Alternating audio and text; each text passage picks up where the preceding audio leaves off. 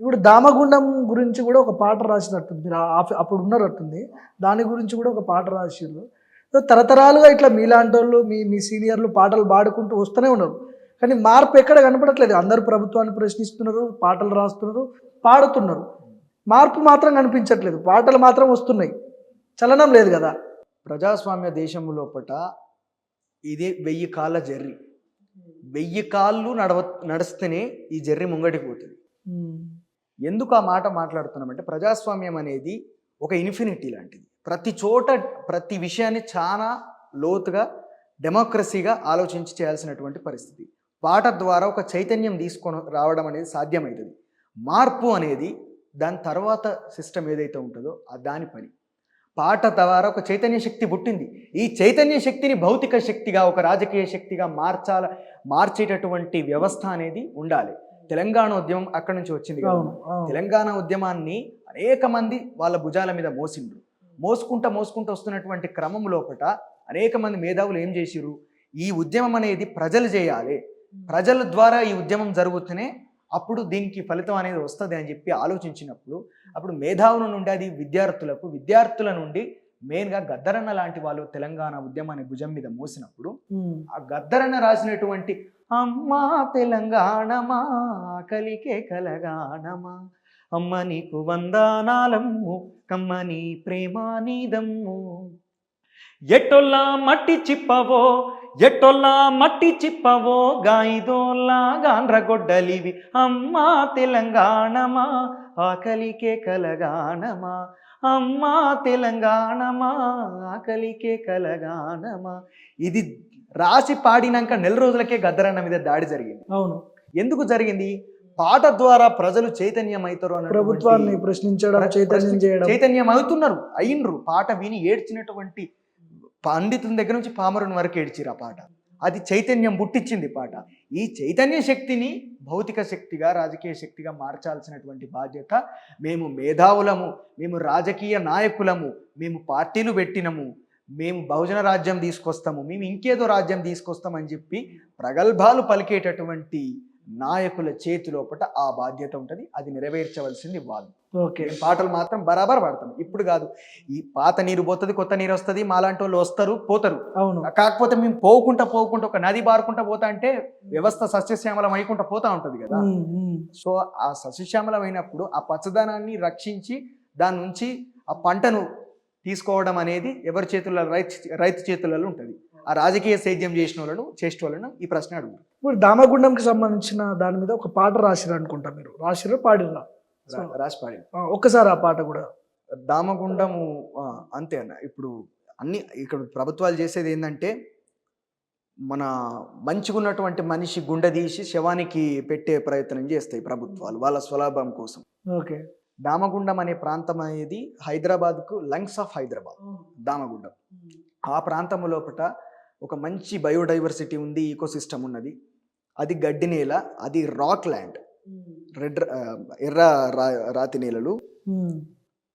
అది super water catchment area. అది చాలా గొప్పగా వాటర్ని ఒడిసిపట్టి భూగర్భ జలాల స్థాయిని పెంచే మంచి ప్రదేశం అది. అవును. అక్కడ కంప్లీట్ గడ్డి నేలలు ఉంటాయి. జింకలు, చాలా అరుదైన రకాలైనటువంటి పిట్టలు, పక్షులు, చాలా మెడిసినల్ వాల్యూస్ కలిగినటువంటి మొక్కలు అక్కడ ఉన్నాయి. చాలా రిపోర్ట్స్, పరిశోధనాత్మకమైనటువంటి ప్రూవెన్ థియరీస్ కూడా ఉన్నాయి. ఆల్రెడీ డాక్టర్స్ చెప్పారు అవన్నీ. అట్లాంటి ఉన్నప్పటికీ కూడా దాని గురించి ఎన్వైరన్మెంట్ యాక్టివిస్టులు కావచ్చు, సైంటిస్టులు కావచ్చు, ఇక్కడ మీరు ఈ స్టేషన్ ఏర్పాటు చేయడానికి వీలు లేదు, మీరు వేరే దగ్గర నిజానికి అది నేషనల్ సెక్యూరిటీకి సంబంధించినటువంటి అంశం. దాని గురించి దగ్గర 7-8 పాయింట్స్ని చూసిరు. 7-8 పాయింట్స్ని చూసినప్పుడు మేమందరం అన్నది ఏంటంటే, ఇప్పుడు అది దేశ రక్షణ వ్యవస్థకు సంబంధించింది, దేశభక్తి మా అందరికి ఉన్నది, డెఫినెట్గా పెట్టాల్సిందే. హైదరాబాద్ నడిబొడ్డున ఉన్నది కాబట్టి హైదరాబాదు లోపటిని మీరు పెట్టదలుచుకుంటే రామోజీ ఫిలిం సిటీలో పెట్టండి. వాడు ఉన్న ల్యాండ్స్, రామోజీరావు అనేటోడు దోపిడీ చేసి మస్తు ల్యాండ్స్ ఉన్నాయి. 2000 ఎకరాల భూమి ఉన్నది. ఎట్టికి మింగిరు ఆ ల్యాండ్ను మొత్తము. అడ్డికి పావుషేర లెక్కన అప్పుడు కొనుక్కున్నాడు. రెవెన్యూ డిపార్ట్మెంట్ 2007లో అనుకుంటా 280 ఎకరాల భూమిని కబ్జా చేసిండు రామోజీరావు అని చెప్పి. ఇది ఫారెస్ట్ అక్కడ ఉన్నటువంటి ప్రభుత్వం భూమి అని చెప్పి వాళ్ళు నోటీస్ కూడా ఇచ్చిర్రు అక్కడ. నువ్వు ఇదేన్ని ఖాతరు చేయకుండా రామోజీరావుకు అన్ని వేల ఎకరాల భూమిని కట్టబెట్టిరు కదా, మీరు అక్కడ పెట్టండి అని చెప్పాను. అంటే మేము ఏదో సెటైర్ వేస్తున్నారు వీళ్ళు అని చెప్పి, నేను మాట్లాడింది వాస్తవం. అక్కడ మేము సెటైర్ వేయలేదు. నువ్వు అక్కడ గుట్ట మీద పెట్టినప్పుడు ఈ రోజు ఏం చేసారు, ఒక్క చెట్టు నరకమన్నారు, ఒక్క గడ్డి పరకని తీయమన్నారు. మేము కేవలం రాడార్ స్టేషన్ మాత్రమే కడతామని చెప్పి మాట్లాడిన వాళ్ళు పచ్చగున్న నేలని ఈ రోజు ఎర్రగా చేసారు. చర్మం ఒలిచేసినట్టు కదా ఉన్న చెట్లను అన్నింటిని కొట్టేసి కావాలని అగ్గి ముట్టించుడు, ఈ రకంగా రకరకాలైనటువంటి ఇవన్నీ చేసినప్పుడు ఆ అడవి అనేది పచ్చగా ఉండాలి. అడవే లేకుండా పోతాండి. ఈ తెలంగాణ లోపల 34% ఆఫ్ ఫారెస్ట్ ల్యాండ్ ఉండాలి. ఈరోజు జస్ట్ 16% మాత్రమే ఉంది. ఉన్న అడవిని నాశనం చేసేసారు ఆల్రెడీ. అనంతగిరి ఫారెస్ట్ 3000 ఎకరాల అడవి. ఇప్పుడు ఛత్తీస్గఢ్ అడవులను కూడా కథ పాటిస్తాం మొత్తం. అక్కడ అక్కడ 22,000 ఎకరాల అడవి నాశనం అయిపోయింది. పెద్ద పెద్ద రిచ్ కిడ్స్ ఇప్పుడు అక్కడికి వెళ్తున్నారు, అక్కడ షిఫ్ట్ అవుతున్నారు, మొత్తం షిఫ్ట్ అయ్యి అక్కడ ఎంజాయ్ చేయాలి, సవారీ చేయడానికి గుర్రాలు వేసుకొని. అంటే వాళ్ళకు ఈ ఎలైట్ పీపుల్ కి జనరల్ గా ఇవన్నీ తెలివ, ఇవన్నీ అవసరం లేదు కూడా వాళ్ళకి. ఇప్పుడు ఆకలైనోనికే కదా అన్నం కోసం కొట్లాట, కడుపు నిండినోనికి ఏం కొట్లాట ఉంటుంది, తినాలి సపరేగా వండాలి అంటే వాని ఉద్దేశం అంతే.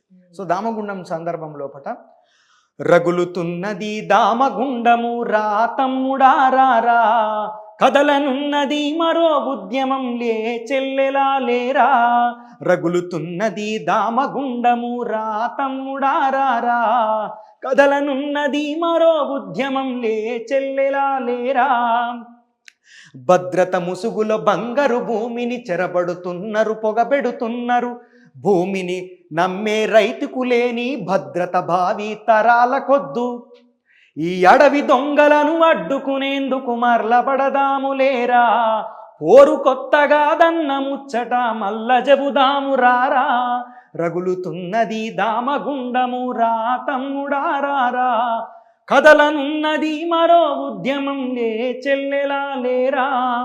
ఈ పాట అప్పుడు రాయడం జరిగింది అన్న. మీరు ఇట్లాంటి పాటలు పాడుతున్నప్పుడు రాజ్యం నుంచి ఏమన్నా బెదిరింపు కాల్స్ రావడం జరిగిందా? మీరు గతంలో నుంచి కూడా ఈ పాటలు మీరు భారత్ బచావో దగ్గర నుంచి ఏమో చేస్తున్నారు. భారత్ బచావో మిషన్లా ఒక సందర్భం లోపల పనిచేసినాం. ఎన్ఈపీ నేషనల్ ఎడ్యుకేషన్ పాలసీకి వ్యతిరేకంగా విద్యార్థులతో కలిసి పనిచేయాల్సినటువంటి సందర్భం లోపల మేము ఒక మంచి అంటే రాష్ట్ర వ్యాప్తంగా కూడా మేము క్యాంపెయిన్ చేసి యూనివర్సిటీలు తిరిగి విద్యార్థులను ఏకం చేసి దాని గురించి ఎక్స్ప్లెయిన్ చేసి ఒక వాళ్ళ లోపల అవగాహన కలిగించేటటువంటి ప్రయత్నం చేసాం. ఆ మిషన్ లోపల కొంతవరకు భాగస్వామ్యం అయినాం. తర్వాత మళ్ళీ అక్కడ పనిచేసే అవకాశం రాలేదు. కాకపోతే ఏంటంటే రాజ్యం నుంచి కాకుండా జనరల్గా శ్రేయోభిలాషుల నుంచి కాషన్స్ వచ్చినాయి, కానీ ఇంతవరకు మాకు స్టేట్ నుంచి ఎట్లాంటి ఆ నిఘా అయితే మీ మీద ఉంటుంది. ఎన్నయ్య నిఘా ఉన్నట్టుంది నాకు తెలిసి మీ మీద. మాక్సిమం ఉంటే ఉండొచ్చు, ఎవరి మీద లేదన్నా. ఇట్లాంటి క్వశ్చన్ చేసినప్పుడు ప్రశ్నలు వేస్తున్నప్పుడు మాక్సిమం సాధారణంగా జరిగేవి ఇవన్నీ కూడా. సాధారణంగా ఖచ్చితంగా ప్రతి యాక్షన్ రికార్డ్ అవుతుంది, వాళ్ళ దగ్గర పెట్టుకుంటారు. దాని సందర్భాన్ని బట్టి అవసరాన్ని బట్టి దాని యొక్క రిపర్కషన్స్ అనుభవించాల్సినటువంటి పరిస్థితి ఏర్పడుతుంది. దానికైనా సిద్ధంగానే ఉన్నాం. ఇప్పుడు నాకంటే ముందు చాలా మంది ఉన్నారు. ఇప్పుడు నాక రావాలంటే చాలా మంది తర్వాత. ఐ మీన్ నేను అనేది నాకంటే ఫెరోషియస్గా గట్టిగా మాటలు మాట్లాడేవాళ్ళు, పాటలు రాసేవాళ్ళు, గట్టిగా ప్రభుత్వాన్ని ప్రశ్నించే వాళ్ళు అనేక మంది ఉన్నారు. అయినా ఇది హక్కు అంతే. ఇప్పుడు రాజ్యం నిఘా పెడుతున్నదని చెప్పానంటే ఏం తప్పు చేస్తున్నామని? ప్రభుత్వం అనేది ఏమైనా సర్టిఫికేట్ తెచ్చుకున్నారా? మేము తప్పు చేయనటువంటి ప్రభుత్వాలం మేము అని చెప్పి సర్టిఫికేట్ తెచ్చుకున్నారా? రాజ్యాంగం లోపల ఉన్నటువంటి హక్కు, రాజ్యాంగం కల్పించినటువంటి హక్కు, డాక్టర్ బిఆర్ అంబేద్కర్ చాలా దార్శనికతతోటి ఆయన అందించినటువంటి హక్కును వాడుకొని ఈరోజు ప్రశ్నిస్తున్నాం. ఉన్న లోపాలను సరిదిద్దుకోండి అని చెప్పి చెప్తున్నాం. ఇట్లాంటి ప్రజా వ్యతిరేక విధానాలు అవలంబిస్తే మీ పార్టీలకు మీ ప్రభుత్వాలకే నష్టం అని చెప్పి హెచ్చరిస్తున్నాం. అవి హెచ్చరికలుగా భావించి స్వీకరిస్తేనేమో మీకే ప్రజలు మిమ్మల్ని గుర్తుపెట్టుకుంటారు. లేదు మాకు ఇంకోసారి అవకాశం వస్తుందో రాదో, మేము ఇప్పుడు దోసుకునే కాడికి దోసుకుంటాం, మేము ఆధిపత్యాన్ని ప్రదర్శిస్తాం, ఈ నిచ్చెన మెట్ల కుల వ్యవస్థని ఇదే విధంగా కొనసాగిస్తాం, దాడులు చేస్తాము అని చెప్పి అహంకరిస్తే మాత్రం ఏదో ఒక రోజు ప్రజాగ్రహానికి మాత్రం ఖచ్చితంగా ప్రభుత్వాలు గురైతాయి.